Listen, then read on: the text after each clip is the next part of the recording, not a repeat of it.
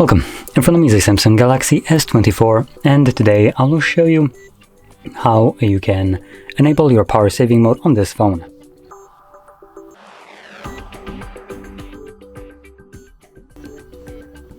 So to get started, we're going to pull down our notifications by swiping down from the top of your screen.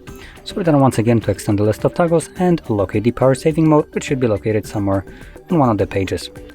So for me, it is right over here. Once you see it, you can simply tap on it, it will enable it. Now with this new look, it doesn't really give you any kind of information on what will change by enabling it, unlike some older devices, meaning older devices like generation back, before they changed it into this kind of arguably worse looking UI.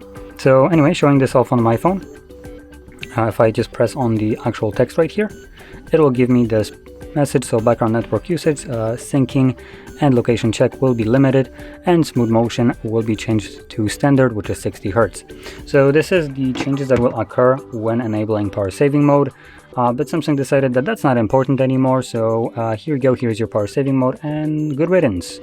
Now, most important part of that message, which you don't get on here anymore, is the network portion.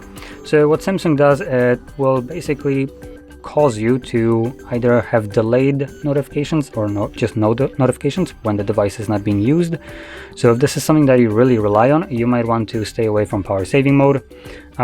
So what it actually does is it's going to turn off Wi-Fi and mobile data when you're not using the device, and just might reconnect to it every so often, which would basically go with that delayed notification delivery. So anyway, hopefully you found this video helpful, and if you did, don't forget to hit like, subscribe, and thanks for watching.